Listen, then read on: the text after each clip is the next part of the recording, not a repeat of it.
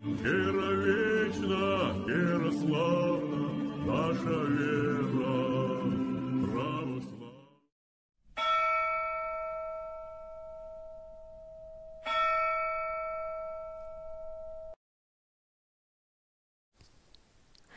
Здравствуйте, братья и сестры!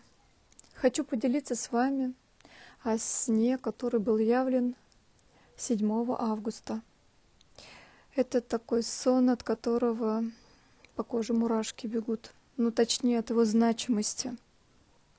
Мне крайне редко снятся сны, а тем более такие очень редко.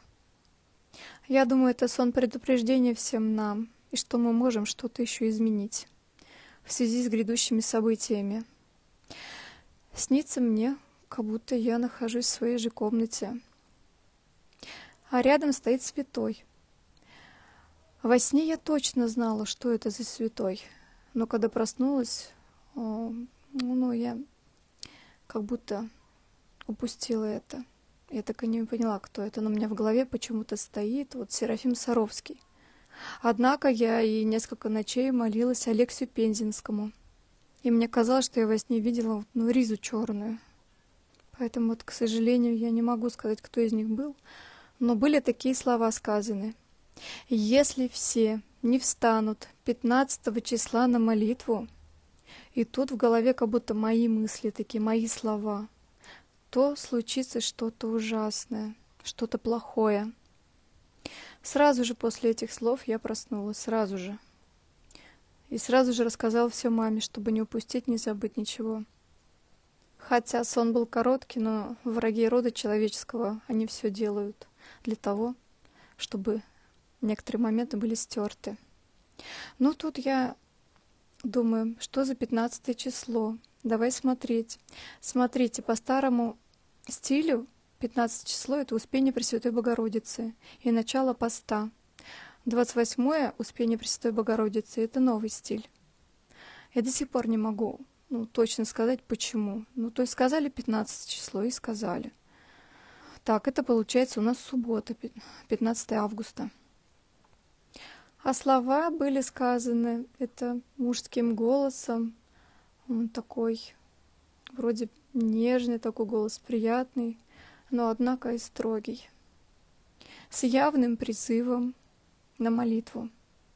Причем четкое ощущение было, четкое, что это касается всех, абсолютно всех. И что мы еще что-то можем сделать, что-то изменить, что-то плохое мы можем остановить. Но, к сожалению, не было сказано, какие молитвы именно читать нужно в этот день. Но скажу так, в последующие дни, и сразу, в принципе, казалось, что нужно принести покаяние. Прям такое соборное покаяние, всего народа. Как только сон приснился, я сидела его осознавала, я также отправила голосовое сообщение в группу нашу, где мы общаемся с не так много людей. Это голосовое сообщение нашло свое распространение во многих группах. Многие его слышали уже, только отнеслись к нему все по-разному. В общем, об этом всем рассказали священнику. Он помолился. Причем он так сразу информацию эту внял хорошо, как бы понял тоже ее значимость. Он помолился и сказал: Господь благословил. Но он сказал, благословил читать с акафистом Успение Пресвятой Богородицы. Поэтому хочу обратиться и сказать: имеющий уши да услышит. Нам всем надо принести покаяние. От души и со слезами. Просите у Бога слезы покаяния. Это важно. И Он вас раскроет. Просим прощения за аборты. Кровь течет рекою.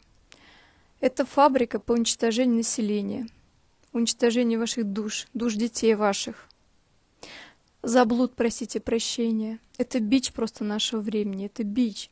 Это же не только физически, но и мысленно.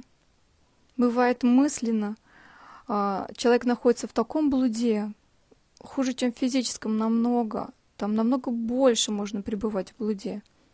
Я прошу вас, посмотрите, пока есть интернет, информация, 20 разберитесь, напишите себе в тетрадку.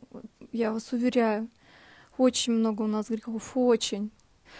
Ведь самое главное понять это здесь, на земле, пока есть у нас еще такая возможность. Также посмотрите, какое чревоугодие везде. Вот нам лишь бы повкуснее поесть и побольше. Нас так приучили. Обличайте свои страсти. Это же бесы. Они трясутся от страха, если вы их обнаружите в себе. Вот и скажете об этом Богу. Вот попросите Его очистить вас. А винопитие? Это же вообще... А смотрите, какой страшный бес интернетный. Идолопоклонство, оно же почти у каждого. У него сеть, в которую чуть ли не каждый попал. Вот я бы сказала, каждый, наверное, практически. Ведь батюшки признают, что он практически самый сильный сейчас на данное время. Интернетный бес. Для примера женщина, вот мне случай рассказала один. Парень лет 25, у ее подруги, сын. Он уволился с работы и пока искал новую, он недельку решил отдохнуть. Недельку отдохнуть в играх. Никогда особо не играл, а тут, так скажем, вляпался. Да настолько такие сильные игры начал играть. Ну, это с жестокими там картинами драк, убийств, ну и так далее. Во что сейчас даже детки играют маленькие. Ну, в общем, современно. Ну и что? Он пока отдыхал эту неделю в играх, он сошел с ума. Помню, она сокрушалась, говорила, что его мать по всем профессорам города пробежалась. И никто ей не смог помочь. Она прям чуть ли головой об стену не билась, сына жалко. Он такое несет, сын ее. А какой был хороший, какой он умный мальчик, несколько образований у него только. В общем, никто не смог ему помочь. Она уже потом начала по бабкам бегать. Я говорю, ему нужно по отчиткам, а не по бабкам. А какие бабки? Его в церковь надо нести. Бегом прям. Вставать на колени, слезно молиться. В общем, ей даже невдомек, его матери, что в него просто вошли бесы. А мы еще детям своим покупаем планшетники и телефоны, даем лишь бы их душеньки были довольны. Только довольна тут совсем не душа. А попробуйте заберите телефон. Вы услышите, вы увидите страшные вещи. Ибо легче всего ребенка увести от истины, так как мало кто вообще старается ее привнести. И знаете, благодать тоже уходит. Благодать тоже уходит, когда вы сидите в интернете. Это же зависимость, это страсть. Она сосет с вас энергию. Да и вообще там большой грех пустословия идет в интернете. Огромный грех пустословия. И даже невдомек многим, что за это время, когда люди сидят в интернете, думая, что они общаются о чем-то важном, они совершают столько грехов. Например, даже осуждение ближнего своего. Вот. А завидуем мы как, причем часто даже к тем, у кого в принципе это ничего нету. В общем, мы все сами знаем свои грехи. Ну а что вспомнить не сможем, ну так просите Господа Бога. Нужно каждый грех вспомнить. Каждую мелочь нужно вспомнить. Так как если сейчас мы об этом Богу не расскажем, нам потом предъявит. И сделать мы уже потом ничего не сможем с этим. В общем, главное наше покаяние, вы же знаете. Только искреннее. А далее, после покаяния, почитайте акафист. Ну вот, как батюшка благословил, Успение Пресвятой Богородицы. Можно прочитать любой акафист, который вам по душе. Ведь акафистов Пресвятой Богородицы их очень много. И покров Пресвятой Богородицы, и взыскание погибших. Ну, их великое множество. Выберите, какой по душе. Ну, точнее, к чему она тянется. Я думаю, сейчас вообще нужно молиться о защите.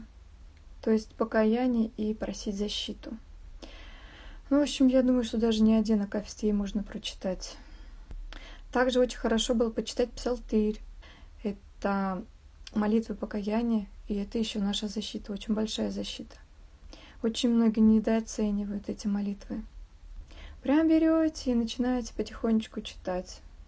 Ну и Евангелие, конечно, хорошо было бы почитать. Его вообще каждый день нужно читать. Даже, конечно, хорошо было бы чин покаяния прочитать в этот день. Ведь у нас в роду сколько было богоборчества. Мы даже не подозреваем об этом. Давайте с Божьей помощью встанем на молитву. Главное встать, за Россию попросить, да за весь мир. Вот если так было сказано, значит, это крайне важно для нас всех. Не просто так все. Я многогрешная раба Божия и прекрасно знаю свое место. Если кто-то думает, что я там в прелести какой-то.